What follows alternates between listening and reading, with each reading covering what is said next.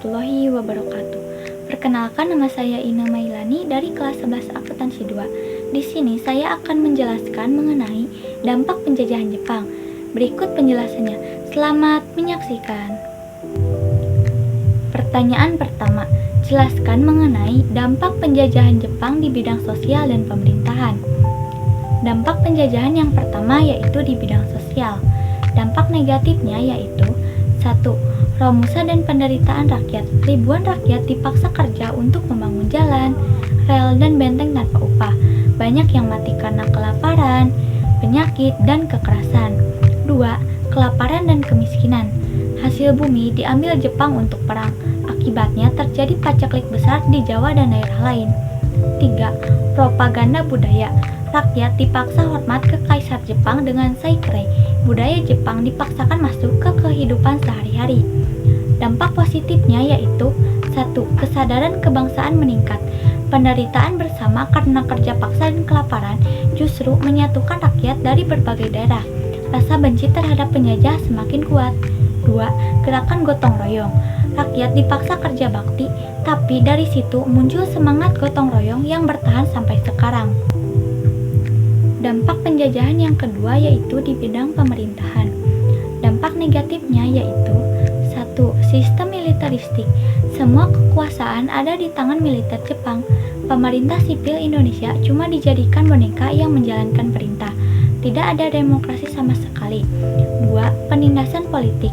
Partai politik dibubarkan. Kebebasan bicara dibatasi, yang boleh aktif hanya organisasi bentukan Jepang. Dampak positifnya yaitu 1. Bahasa Indonesia dikuatkan. Jepang melarang bahasa Belanda dan mewajibkan bahasa Indonesia di sekolah dan kantor. Ini mempercepat bahasa Indonesia jadi bahasa pemersatu. 2. Lahirnya kadar pemimpin. Jepang membentuk Pembela Tanah Air, Heiho, dan Jawa Hokokai. Organisasi ini jadi tempat pelatihan militer dan organisasi bagi Soekarno, Hatta, dan tokoh lain. Jadi ini semacam sekolah buat persiapan kemerdekaan. Pertanyaan kedua, jelaskan mengenai dampak penjajahan Jepang di bidang militer dan mobilisasi perempuan serta tenaga kerja. Dampak penjajahan yang pertama yaitu di bidang militer. Dampak negatifnya yaitu 1. Eksploitasi tenaga.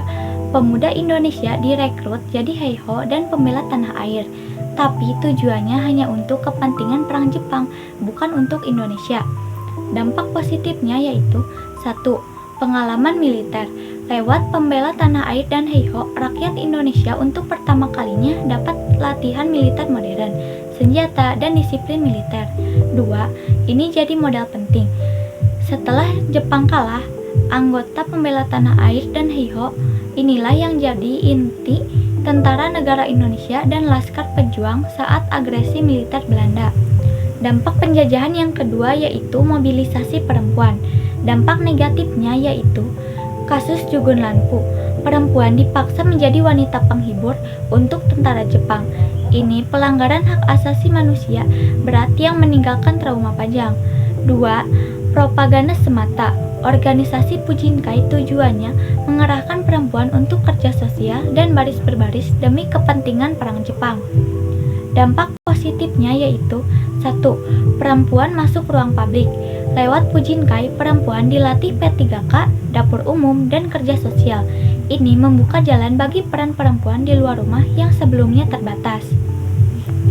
Dampak penjajahan yang ketiga yaitu tenaga kerja. Dampak negatifnya yaitu 1. Sistem Romusa. Ribuan laki-laki dan perempuan dipaksa kerja untuk membangun jalan, rel kereta, dan benteng tanpa upah.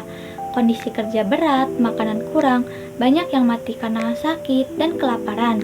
2. Eksploitasi sumber daya manusia. Tenaga kerja Indonesia dikuras habis untuk kepentingan perang Jepang, bukan untuk kesejahteraan rakyat. Dampak positifnya yaitu 1. Timbulnya semangat gotong royong. Paksaan kerja bakti secara massal menumbuhkan kebiasaan kerjasama dan gotong royong yang bertahan sampai sekarang. 2. Kesadaran kebangsaan. Penderitaan bersama karena kerja paksa justru menyatukan rakyat dari berbagai daerah dan memperkuat rasa benci terhadap penjajah. Pesan yang dapat diambil dari penjajahan Jepang adalah bahwa penderitaan dan tekanan bisa mengubah bangsa menjadi lebih kuat kalau disikapi dengan persatuan dan semangat belajar. Pelajaran yang dapat diambil untuk diri saya sendiri yaitu kita belajar untuk tidak menyia-nyiakan kesulitan, karena dari situ bisa muncul ketangguhan dan kesempatan baru. Untuk masyarakat umum, peristiwa itu mengingatkan bahwa gotong royong, persatuan, dan rasa senasib sepenanggungan adalah kunci agar bangsa bisa bertahan dan maju. Singkatnya, sejarah kelam itu mengajarkan kita untuk bangkit, bersatu, dan memanfaatkan setiap kesempatan demi kemerdekaan dan kemajuan. Sekian yang dapat saya sampaikan. Wassalamualaikum warahmatullahi wabarakatuh.